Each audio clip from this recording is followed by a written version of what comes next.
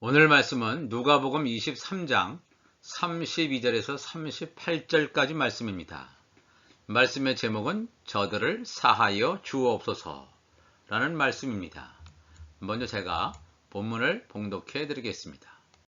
또 다른 두 행악자도 사형을 받게 되어 예수와 함께 끌려가니라. 해골이라 하는 곳에 이르러 거기서 예수를 십자가에 못 박고 두 행악자도 그렇게 하니 하나는 우편에 하나는 좌편에 있더라. 이에 예수께서 이르시되 아버지 저들을 사하여 주옵소서. 자기들이 하는 것을 알지 못함이니이다 하시더라. 그들이 그의 옷을 나눠 제비 뽑을새 백성은 서서 구경하는데 관리들은 비웃어 이르되 저가 남을 구원하였으니 만일 하나님이 택하신 자 그리스도이면 자신도 구원할지어다 하고 군인들도 희롱하면서 나와 신 포도주를 주며 이르되 내가 만일 유대인의 왕이면 내가 너를 구원하라 하더라. 그의 위에 이는 유대인의 왕이라 쓴 패가 있더라. 아멘. 오늘은 마더스데이입니다. 이 땅에 살았던 또 살고 있는 앞으로 살게 될 모든 사람들은 모두 다 예외 없이 어머니란 분의 생명의 잉태함을 통해서 세상에 나왔습니다. 이러한 해산의 수고가 있었기에 비로소 생명이 빛을 보게 되었습니다. 생명 탄생의 신비를 어머니를 통해서 하게 하신 하나님께 먼저 감사를 드리며 어머니를 선물로 주신 하나님께 영광을 돌립니다. 어머니들이 생명을 낳기 위해서 해산의 수고를 하신 것처럼 우리들은 믿음의 자녀들을 낳기 위하여 해산의 수고를 해야 될 것입니다. 바울도 갈라디아서 4장 19절에 나의 자녀들아 너희 속에 그리스도의 형상을 이루기까지 다시 너희를 위하여 해산하는 수고를 하노니 그랬습니다. 영적인 열매 맺음도 그냥 되어지는 것이 아닙니다. 이러한 영적인 해산의 수고를 하는데 걸림돌이 있는데 그것이 죄라고 하는 실체입니다. 성경은 정면으로 이 죄의 문제를 다루고 있습니다. 우리는 죄의 문제를 피해갈 수도 없고 피해서도 안 됩니다. 야고보서 1장 14절 예수님의 동생 야고보가 쓴 편지 가운데 오직 각 사람이 시험을 받는 것은 자기 욕심에 끌려 미혹되므니 욕심이 잉태한 즉 죄를 낳고 죄가 장성한 즉 사망을 낳느니라 그랬습니다. 우리 사람들은 육의 몸을 가지고 있습니다. 그러므로 육신이 원하는 욕심이 있습니다. 육신이 바라는 소욕, 그런 것을 가질 수밖에 없습니다. 그런데 이 육신의 소욕은 미혹을 받게 됩니다. 미혹을 받게 되고 더 나아가서 죄를 짓게 되는 과정을 밟아나가며 결과적으로는 죽음, 사망을 낳는다 그랬습니다. 이 사망은 우리의 육신적인 죽음을 말하는 것이 아닙니다. 둘째 사망, 영원한 불못에 떨어지는 둘째 사망을 말하고 있습니다. 무엇 때문에요? 육신적인 욕심, 육신적인 소욕으로 인해서 죄를 범하게 되고 죄를 통해서 둘째 사망으로 떨어진다는 것입니다. 사도 바울도 로마서 6장 23절에 죄의 삭은 사망이라 그랬습니다.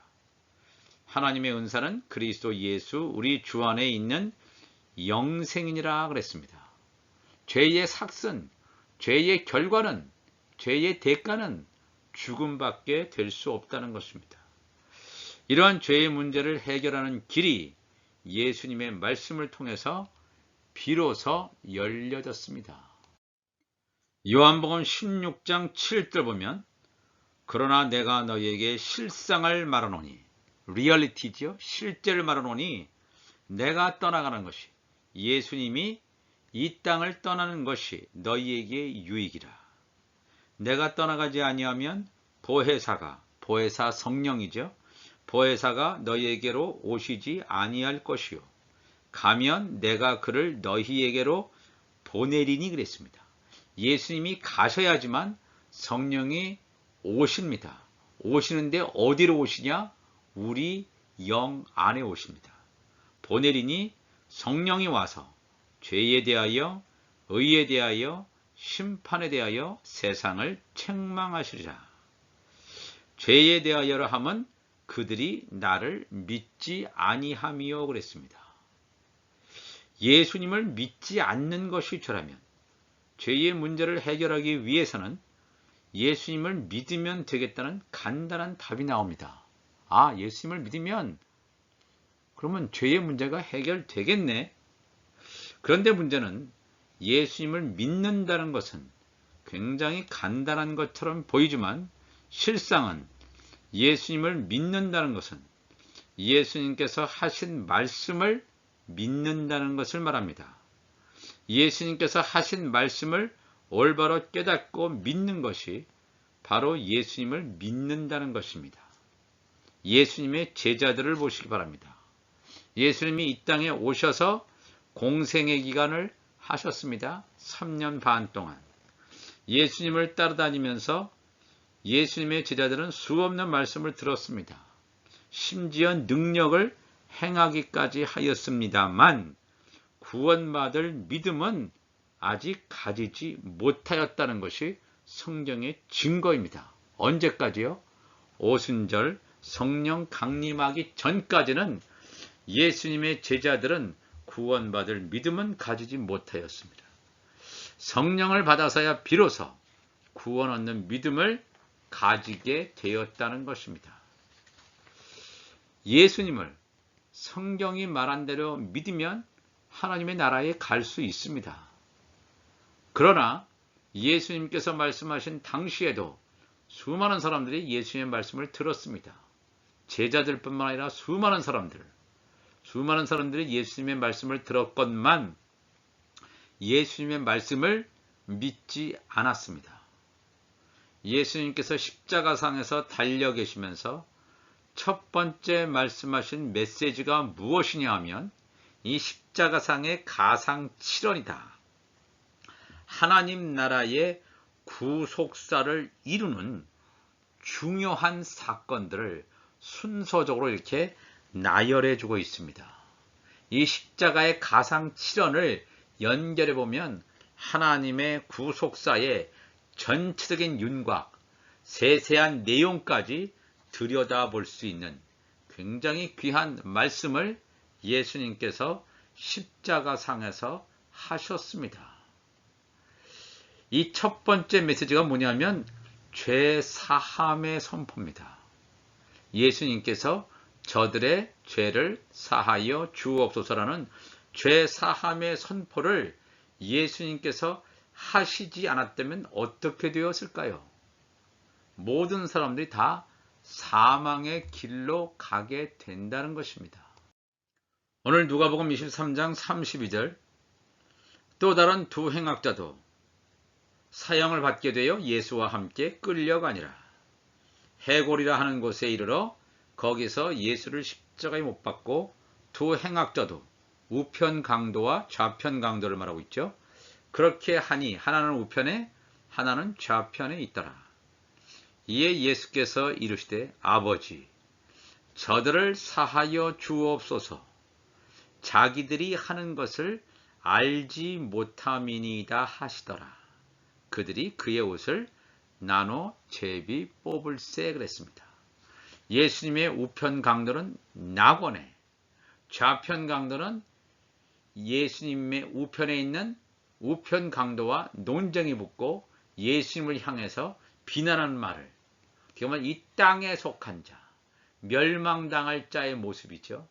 물론 그 중에서 야곱의 남은 자가 또 나타나기도 합니다.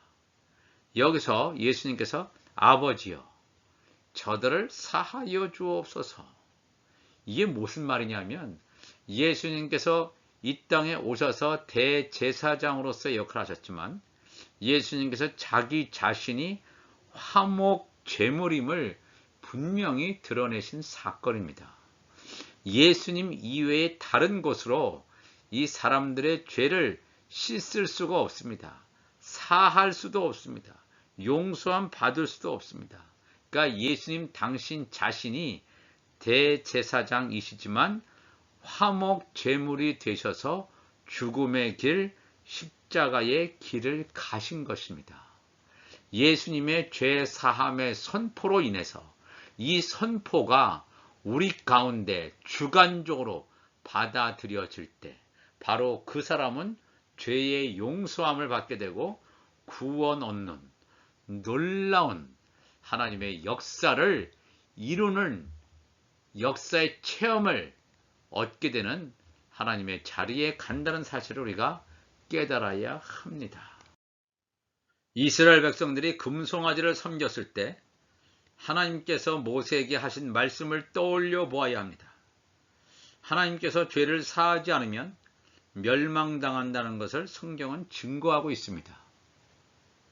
모세가 하나님의 말씀 십계명을 받기 위해서 시내산에서 하나님과 만나고 계명을 받고 내려오다가 이스라엘 백성들이 금송아지를 만들고 섬기지요. 하나님이 진노하십니다. 이튿날 모세가 백성에게 이르되 너희가 큰 죄를 범하였도다. 우상을 숭배했다는 거예요. 내가 이제 여호와께로 올라가노니 혹 너희를 위하여 속죄가 될까 하노라.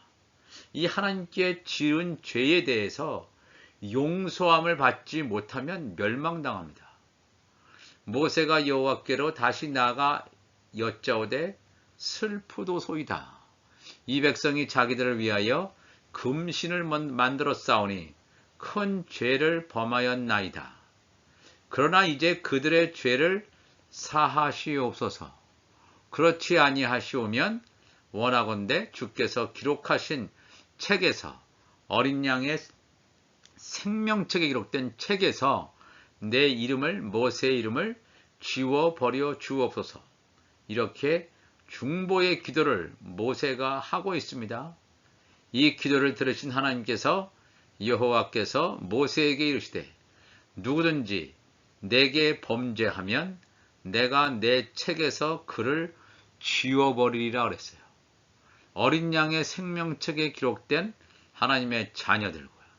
하나님의 종들이 있는데 하나님의 자녀들은 어린 양의 생명책에서 이름이 지워지지 않습니다. 그러나 이 하나님의 종들, 제사장 직분을 감당하는 하나님의 종들은 범죄했을 경우에 이렇게 생명책에서 이름이 지워집니다. 하나님의 자녀들은 하나님의 거룩한 성령이 거하시는 성전으로 세워지는 자이기 때문에 온전한 하나님의 전으로 세워지는 자이기 때문에 이름이 지워지지 않습니다. 그래서 여기서 이 말씀을 통해서 보는 것처럼 하나님 앞에 범죄하면, 즉 다른 신을 섬기면, 하나님을 제대로 믿지 못하면 이렇게 생명책에서 지워지는 일이 있을 것임을 분명하게 성경은 증거하고 있습니다. 또 마태복음에 예수님께서 말씀하시죠. 마태복음 9장 1절 이하에 예수께서 배에 오르사 건너가 본 동네에 이르시니 침상에 누운 중풍병자를 사람들이 데리고 오거늘 예수께서 그들의 믿음을 보시고 중풍병자에게 이르시되 작은 자야 안심하라. 내 죄 사함을 받았느니라. 어떤 서기관들이 속으로 이르되 이 사람이 신성을 모독하도다. 예수께서 그 생각을 아시고 이르시되 너희가 어찌하여 마음에 악한 생각을 하느냐. 내 죄 사함을 받았느니라 하는 말과 일어나 걸어가나 하는 말 중에 어느 것이 쉽겠느냐. 그러나 인자가 예수 그리스도께서 세상에서 죄를 사하는 권능이 있는 줄을 너희로 알게 하려 하노라 하시고 중풍병자에게 말씀하시되 일어나 내 침상을 가지고 집으로 가라 하시니 그랬습니다. 이 굉장히 중요한 말씀을 하십니다. 예수님께서는 중풍병자의 병을 고치시면서도 예수님의 관심은 중풍병자의 육신적 병의 치유가 아니라 영적인 죄의 문제를 해결하시는 데 중점을 두셨음을 알 수 있습니다. 예수님으로부터 죄 사함을 받은 자는 영원한 생명에 이르는 자입니다. 단지 육신적인 질병만 치유받고 죄 사함을 받지 못했다면 이 땅에서 몇 년, 몇십 년은 더 살 수 있었을지 모르지만 영원한 멸망의 자리로 간다는 사실을 잊어서는 안 됩니다. 죄의 용서, 죄의 사죄의 선언이라고 하는 것은 너무나 중요합니다. 죄의 용서를 받았다는 것은 내가 구원의 자리에 이르렀다 이런 뜻입니다. 굉장히 중요한 말씀을 예수님께서 하시고 있습니다. 죄 사죄를 선언할 수 있는 자는 과연 누구냐 이거예요. 그렇다면 예수님께서 승천하시고 하나님 보좌 우편에 앉아 계시는데 어떻게 예수님께서 하신 죄 사함을 받을 수 있겠습니까? 예수님께서 제자들에게 오순절 성령 강림 사건 때에 성령 세례를 받을 것을 명령하십니다. 성령 세례를 받는 자들, 예수님의 제자들, 예수님의 지체들, 하나님의 자녀들만이 죄를 사할 수 있는 권세가 임하기 때문입니다. 요한복음 20장 21절에 말씀하시죠. 예수께서 또 이르시되 너희에게 평강이 있을지어다. 아버지께서 나를 보내신 것 같이 나도 너희를 보내노라. 이 말씀을 하시고 그들을 향하여 숨을 내쉬며 이르시되 성령을 받아라. 너희가 누구의 죄든지 사하면 사하여질 것이요 누구의 죄든지 그대로 두면 그대로 있으리라 하시니라. 이게 어떤 사람의 직분을 가지고 되는 게 아닙니다. 무슨 목사나 신부여야지만 이게 죄를 사함에 권세가 있는 게 아니라 하나님의 성령을 받은 자, 성령 세례를 받은 자만이 죄 사함의 권세가 있음을 예수님께서 말씀하시고 있습니다. 그렇기 때문에 예수님께서 제자들을 향해서 성령을 받으라 그랬어요. 성령을 받으라. 성령을 받은 자만이 죄 용서, 죄 사함의 권세가 있을 것임을 분명하게 말씀하시고 있습니다. 예수님께서 승천하신 후에 성령을 오순절에 보내주셔서 예수님의 제자들이 성령 세례를 받았습니다. 성령 세례를 받기 전에 제자들은 열심히 예수님을 따라다녔지만 죄를 사하는 권세는 온전히 부여받지 못했습니다. 성령 세례를 받은 제자들은 예수님이 하신 것처럼 예수 이름의 죄 사함을 일으키는 세례를 하게 됩니다. 오순절 성령 강림 사건이 일어난 후에 사도행전 2장 37절 보면 그들이 이 말을 듣고 마음에 찔려 베드로와 다른 사도들에게 물어 이르되 형제들아 우리가 어찌할꼬 하거늘 베드로가 이르되 너희가 회개하여 각각 예수 그리스도의 이름으로 세례를 받고 죄 사함을 받으라. 그리하면 성령의 선물을 받으리라 그랬습니다. 죄 사함 받는 것과 예수 그리스도의 이름의 세례와 연결되어 있다는 것을 우리가 알아차려야 됩니다. 예수 이름의 세례 이전에도 구약시대에는 또 예수님 오시기 전에는 물 세례가 있었습니다. 정결례를 통한 그런 세례 의식이 있었습니다. 세례 요한의 물 세례도 있었습니다. 그러나 이러한 세례들과 예수님의 세례가 예수 이름의 세례가 본질적으로 다른 것은 예수 이름의 세례를 통해서 죄 사함의 역사가 일어난다는 것입니다. 아무나 죄 사함의 역사가 일어나는 것이 아니라 성령 세례를 받은 자가 예수 이름의 세례를 베풀 때 이런 놀라운 역사가 일어난다는 사실을 성경은 증거해 주고 있습니다. 누가복음 23장 34절에 이에 예수께서 이르시되 아버지 저들을 사하여 주옵소서. 예수님을 십자가에 못 박은 군병도 있을 수 있고 백부장도 그럴 수 있고 또 수많은 사람들을 향해서 또 예수님 전의 사람, 예수님 이후에 오늘 살고 있는 우리 미래에 사는 모든 사람들까지 아버지 저들을 사하여 주옵소서. 예수님의 죄 용서에 이 선언에 해당되는 사람들은 구원받는 사람들이겠죠. 그러나 예수님의 죄 용서, 죄 사죄함에 이런 선언에 들지 않는 사람, 이것을 거부하는 사람이나 어린 양의 생명책에 기록되지 않은 사람들, 가라지와 쭉정이들은 이 말에 해당되지 않겠습니다. 그들은 어떤 생각을 가지고 있냐면 자기들이 하는 것을 알지 못함이라 그랬습니다. 죄사함을 받지 않은 사람의 영적 상태는 자신들이 무슨 일을 하는지를 모른다는 것입니다. 이스라엘 백성들이 애굽에서 인도하여 낸 하나님을 섬긴다고 하면서 금송아지를 만들었습니다. 금송아지를 섬겼습니다. 이 금송아지가 바로 우리를 애굽에서 인도하여 낸 하나님이다라고 착각하며 섬겼습니다. 자기가 하는 일을 몰랐다는 것입니다. 바울이 예수님을 만나기 전에 본인이 생각하기에는 하나님에 대한 열심을 가지고 유대교를 지켜나가기 위해서 교회를 핍박합니다. 예수 믿는 핍박하고 죽이는 일을 하면서도 나는 하나님의 일을 하고 있다라고 바울은 생각했습니다. 이런 것입니다. 또 우상 숭배를 하면서도 자신들은 하나님을 잘 믿는 것처럼 이렇게 과연 내가 하는 일이 지금 하나님의 일을 하는 것인지 그것도 분별하지 못하고 하나님의 일을 한다는 것입니다. 이 땅의 복을 구하는 기도를 우리가 얼마나 많이 합니까? 그렇죠?